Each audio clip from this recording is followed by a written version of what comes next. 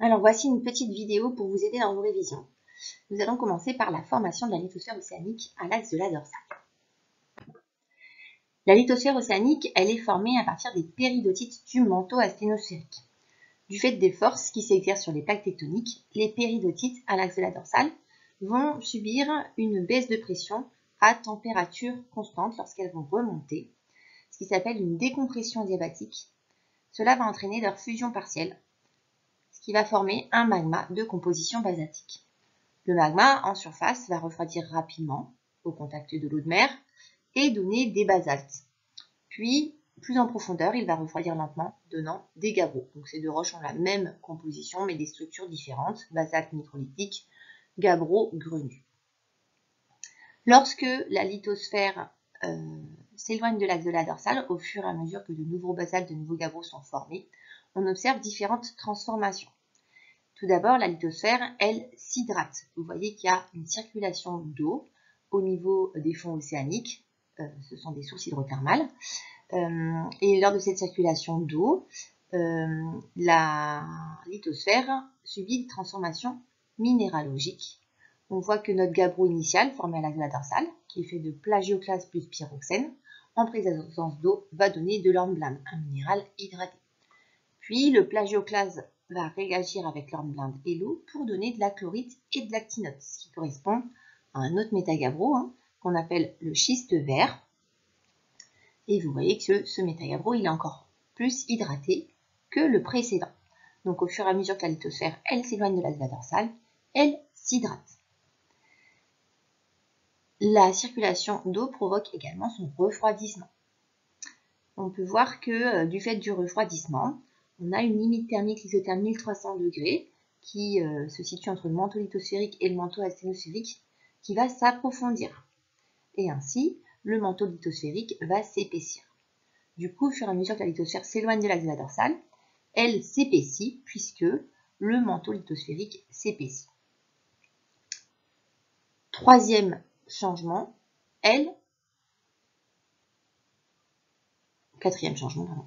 Elle se densifie. Elle se densifie du fait de toutes ces modifications précédentes. Elle se densifie parce qu'il y a diminution de la température, donc refroidissement, un matériau plus froid et plus dense. Elle se densifie parce que les transformations minéralogiques, ça s'accompagne d'une augmentation de densité. Votre métagabbro G2, il est plus dense que G1 et G3 va être plus dense que G2. Et puis, il s'épaissit, l'épaississement, ça va contribuer également à augmenter la densité, puisque vous voyez que les couches de la lithosphère, elles ont différentes densités. La croûte océanique a une densité de 2,9. On considère que son épaisseur, elle est constante au fur et à mesure que la lithosphère s'éloigne de la dorsale. Alors que le manteau lithosphérique a une densité plus importante de 3,3. Son épaisseur augmente lorsqu'on s'éloigne de l'axe de la dorsale.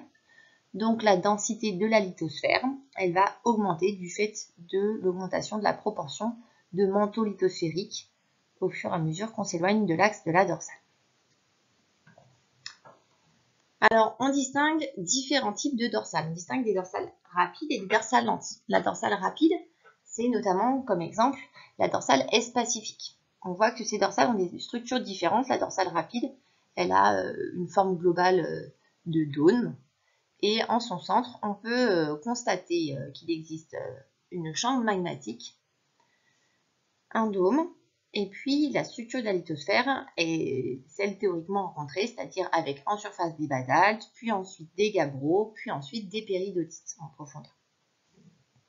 Alors qu'au niveau d'une dorsale lente, la dorsale est plus pentue. En son centre, on a un rift, une vallée d'effondrement. Et tout ça, c'est dû à une faible activité de la dorsale. On peut observer au niveau de la structure verticale de la lithosphère qu'il y a en surface de rares basaltes, quelques petits massifs de gabbros et tout ça noyé dans de la péridotite. Donc la péridotite, elle remonte en surface, elle va jusqu'à la surface au niveau d'une dorsale lente du fait d'une faible activité magmatique, d'une faible fusion.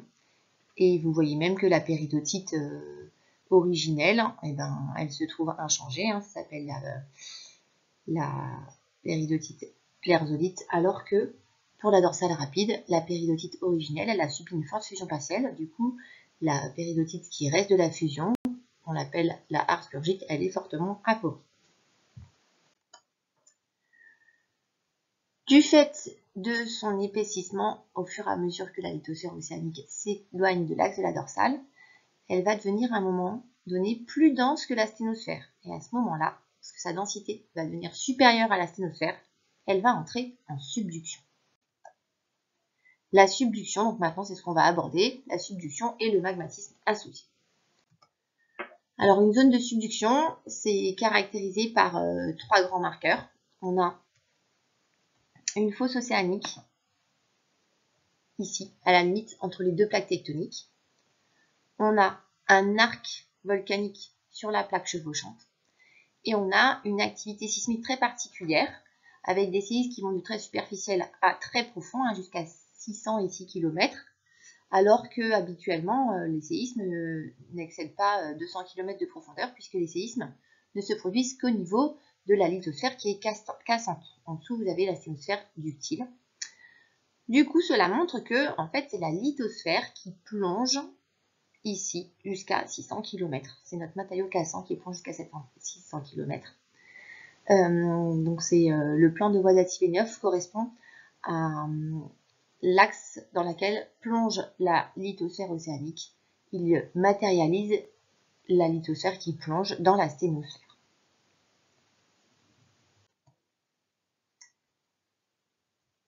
Du coup, vos basaltes et vos gabbros qui ont été formés à l'axe de la dorsale, hop, ils subissent des transformations minéralogiques lorsqu'ils s'éloignent de l'axe de la dorsale, qui provoquent leur augmentation de densité. L'épaississement également provoque l'augmentation de densité, le refroidissement également.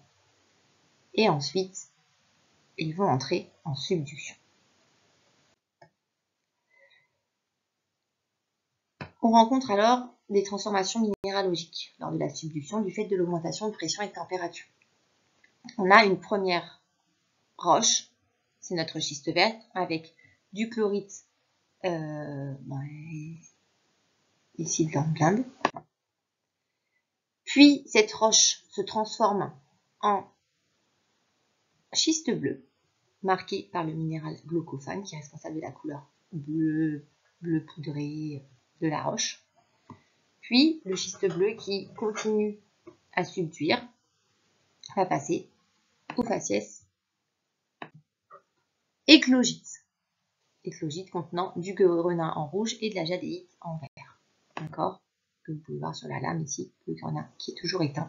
La jadéite, c'est un pyroxène qui a des couleurs vives. Donc la lithosphère, au fur et à mesure qu'elle rentre en subduction, vous voyez qu'elle subit ces transformations minéralogiques. Elle passe successivement de schiste vert à schiste bleu, puis à éclogite. Et ces transformations minéralogiques, regardez, on est sur le 3 et le 4. Ça s'accompagne d'une libération d'eau. D'accord? Lors de la formation du schiste bleu, on a plus eau, libération d'eau.